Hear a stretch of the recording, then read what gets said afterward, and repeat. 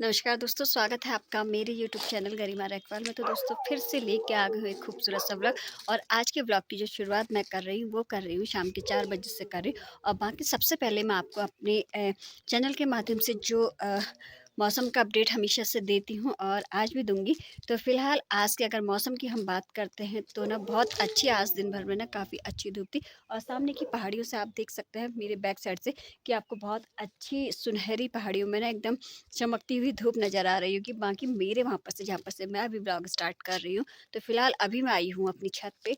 तो यहाँ पर से ना धूप जा चुकी है और आपको पता ही है कि शाम के समय का मतलब शाम हो चुकी है। तो आप तो ये समझिए कि ठंडा भी बढ़ने लगा है, मतलब क्योंकि अभी ना इस मौसम में अभी भी थोड़ा बहुत ठंडा हो रहा है, हालाँकि गर्मी के दिन नज़दीक आ चुके हैं। तो सुबह शाम ना अभी भी पहाड़ों में ठंडा हो रहा है। तो बाकी चलिए फिर ब्लॉग को हम आगे कंटिन्यू करते हैं। तो दोस्तों आज के व्लॉग की जो मैं शुरुआत कर रही हूँ वो मैंने आपको टाइमिंग बता दी है कि मैं आज के व्लॉग की जो शुरुआत कर रही हूँ वो शाम के 4 बजे से कर रही हूँ। तो बाकी चलिए फिर और सफ़र को कंटिन्यू करते हैं, तो देखते हैं। और मैं आपसे आज बात करने जा रही हूँ कि अभी सोशल मीडिया में हाल फिलहाल में ही एक नाम बहुत चर्चा का विषय बना हुआ है। वो है भागीरथी रावत उत्तराखंडी। तो सबसे पहले तो मैं दीदी को नमस्कार बोलूँगी। आप मुझसे उम्र में भी बड़ी हैं और आप भी उत्तराखंड से हैं, तो मैं भी उत्तराखंड से ही हूँ। तो बाकी क्या कहते हैं ब्लॉग में हम बढ़ते हैं। तो आज मैं दोस्तों इस विषय पे मैंने भागीरथी दीदी की बहुत सी वीडियो देखी, उनको समझा, उनको हालाँकि मैंने उनके व्लॉग में अभी तक का ना कोई मैसेज नहीं करा है, तो कमेंट नहीं किया है उनकी वीडियो में। तो आज के ब्लॉग में मैं सिर्फ़ इतना ही कहना चाहूँगी कि भागीरथी दीदी के साथ जो घटा हुआ है उस पे मैं सिर्फ़ इतना कहना चाहूँगी दोस्तों कि क्या सही पक्ष था उनका, क्या सही डिसीज़न था और क्या बुरा डिसीज़न था। तो बाकी अब हम बढ़ते हैं आगे को। तो मैं सबसे पहले यही कहूँगी कि भागीरथी दीदी ने सहा तो ख़ैर बहुत कुछ है, उन्होंने बहुत कुछ सहा तब जाके वो एक अपने निर्णय पे आगे को बढ़ी, जो उन्होंने फ़ैसला लिया। लेकिन वो जो उन्होंने फ़ैसला लिया ना उसके पीछे से ये हुआ है कि उनकी फ़ैमिली थोड़ा-सा क्या कहते हैं, जो उनकी अब बेटियाँ हैं ना, वो बिल्कुल निराश हो चुकी हैं। उनके ऊपर से जो एक माँ-बाप का प्यार होता है दोस्तों, वो भी साया होता है, वो भी हट चुका है क्योंकि पापा नहीं हैं, तो और भाई नहीं हैं, 3 बहनें वो अकेली पड़ गई हैं।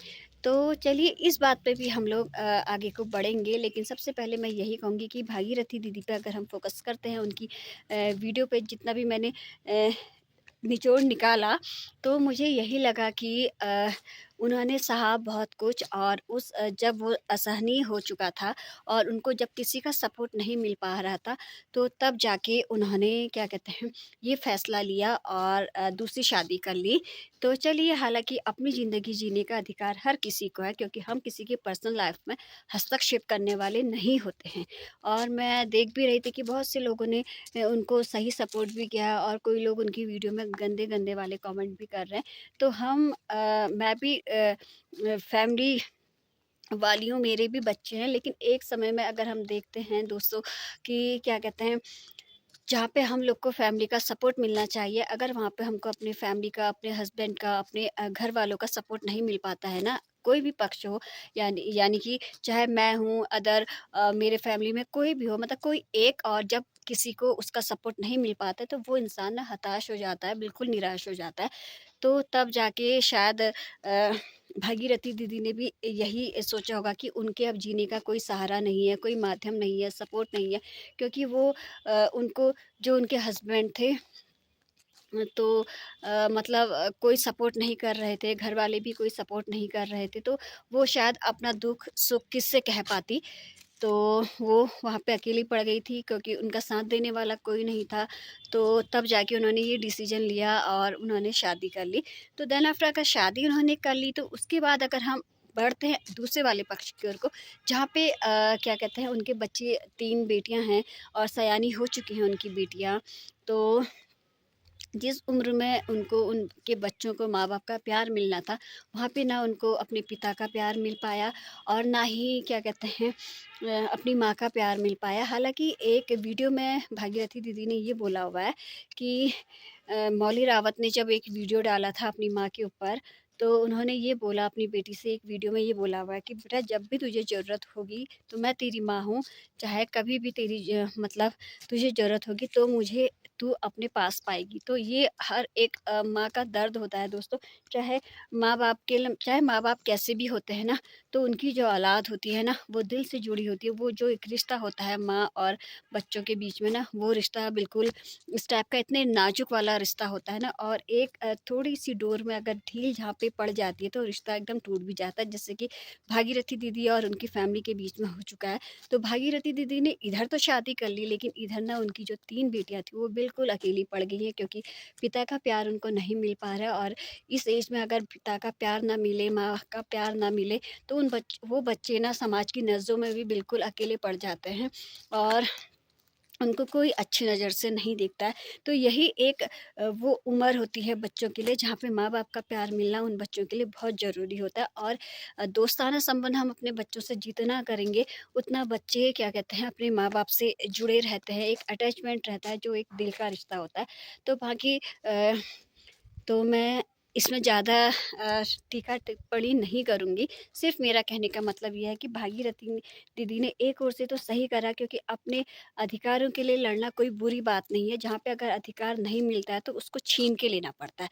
मैं उनकी इस बात से सहमत हूँ कि उनको जब फ़ैमिली का सपोर्ट नहीं मिल पाया, वो अकेली पड़ गई, तो तब उन्होंने शादी करी। और दूसरे पक्ष में अगर देखा जाए, तो मैं यही कहूँगी कि बेटियाँ जो आज उनकी अकेली पड़ चुकी हैं, पिता का प्यार उन्हें नहीं मिल पा रहा है, तो वहाँ पे ना ये रहा है कि उन्होंने दूसरी शादी नहीं करनी थी, अपने बच्चों के लिए लड़ना था उनको, कि समाज की कोई बुरी नज़र ना उन पे बेटियों पे पड़े, और कोई उनको गलत ना कहे, और फैमिली सपोर्ट जो होता है, वो अपने बच्चों को दे सके। कि हालाँकि चलो उनके पिता नहीं रहे इस दुनिया में, वो बात अलग है, लेकिन माँ ना उन बच्चों के लिए सबसे पहली ज़रूरत है।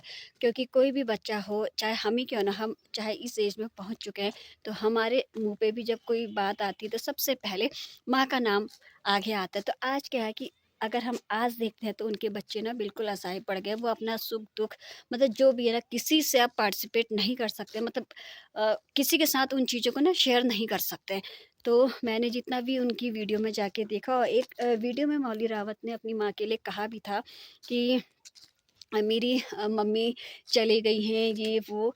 तो क्या कहते हैं, तो मुझे उस वक़्त उनकी बेटी ने जो शायद मुझे ये लगा कि कॉपी में लिखे हुए शब्द थे उनके, तो बेटी कॉपी में पढ़ के उन सारी चीज़ों को बोल रही थी। तो मुझे एक ओर से ये भी लगा कि शायद वो बच्ची किसी के दबाव में है, और लेकिन जहाँ पे और एक ओर से उसने बात सही भी कही कि इस उम्र में उसको अपनी माँ का प्यार मिलना था, वो बेचारी अकेली रह गई, और इंटर का उस बेचारी का पेपर है, क्लास है इंटर की। अब वो कैसे, भागीरथी दीदी आप ही बताइए कि वो कैसे समाज को हैंडल करेगी, आगे को उसकी भी अपनी ज़िंदगी है, पर्सनल लाइफ़ होगी, आगे को क्या कहते हैं उम्र बढ़ते जाएगी, और क्या कहते हैं जब उसकी शादी की एज आएगी ना, उस वक़्त देखिए उसके पास कोई नहीं होगा। तो मुझे ये चीज़ ना काट-काट के बहुत मतलब अजीब-सी अंदर से ना खाए जा रही है, क्योंकि होता है यार दोस्तों, जब हम लोग भी अकेले पड़ जाते हैं, तो बहुत सारी चीज़ें हमारे साथ होती है, और अकेले में ना मन इतना विचलित होता है, इतना विचलित होता है, इतने गंदे-गंदे विचार आते हैं ना जब इंसान अकेला पड़ जाता है। तो शायद हालाँकि दीदी आपके साथ भी हुआ होगा, लेकिन ना अब आपकी एज काफ़ी बड़ी हो चुकी थी, आपने ऐसा नहीं करना था, अपने बच्चों के लिए जीना था, अपने बच्चों के लिए लड़ना था, अपने बच्चों को सपोर्ट करना था। यहीं पे वो आपने सही गाइडेंस अपने बच्चों को देना था, क्योंकि आज की जो हमारी युवा पीढ़ी है, वो कल का हमारा भविष्य है। क्योंकि अगर हम अपने को देखते हैं ना, तो हमारी तो उम्र क्या है, अब कुछ भी नहीं है। हम उम्र के उस पड़ाव पे पहुँचने को तैयार हैं, जहाँ पे ना बिल्कुल मतलब सारी चीज़ें एकदम माइनस पॉइंट में चली जाती है। तो ये समय होता है हमको अपने बच्चों को अच्छी परवरिश देने का।